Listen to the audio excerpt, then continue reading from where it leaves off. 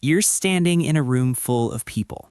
They're laughing, talking, moving in sync, and somehow you're not in the moment. You're watching it, like you're behind glass, like everyone else got a script and you're reading the subtitles. You smile, you nod, but inside you're thinking, why do I feel like an observer in my own life? And here's the part most people miss. This feeling isn't simple. It's psychologically complex. If this is you, you're not broken, you're not glitched, and you're definitely not alone. Studies suggest 1 in 5 people experience this sense of inner distance regularly. They just don't talk about it. They blend in, they function, but internally, they're tuned to a different frequency. So if you've ever felt off in a way you couldn't explain, that's not a flaw, that's a signal. Now here's where it gets interesting. Psychology calls this high-definition cognitive processing. In simple terms, your brain is taking in more data than most. Tone shifts, micro-expressions, group dynamics, unspoken rules.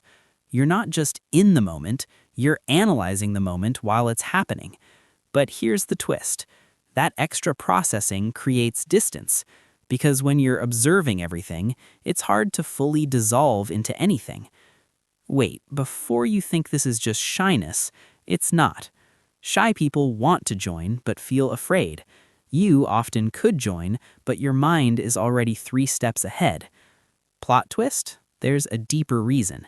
Your brain isn't scanning for approval, it's scanning for patterns. You notice things others don't. You replay conversations in your head, not because you're insecure, but because you're calibrating. You pick up on tone shifts instantly. You feel drained by small talk, not because you dislike people, but because surface-level interaction feels inefficient. And sometimes you feel lonely even in a crowd, because your inner world is more complex than the room can hold. If this feels uncomfortably accurate, that's not coincidence. But here's the twist most people never hear. This trait didn't evolve by accident, and it definitely didn't evolve to isolate you. You're not an outsider. You're not an alien. You're the pattern seeker, the one who stands just far enough away to see where the circle is headed. Every system needs someone outside it, not to reject it, but to understand it. While others maintain the rhythm, you read the structure, and history quietly favors people like that. So maybe being different isn't a failure to belong. Maybe it's an honest way of being. You don't have to force yourself to disappear into noise. You're allowed to exist with depth. And if you're curious, not to fix yourself, but to understand yourself, that exploration can start gently, at your pace, from the inside out.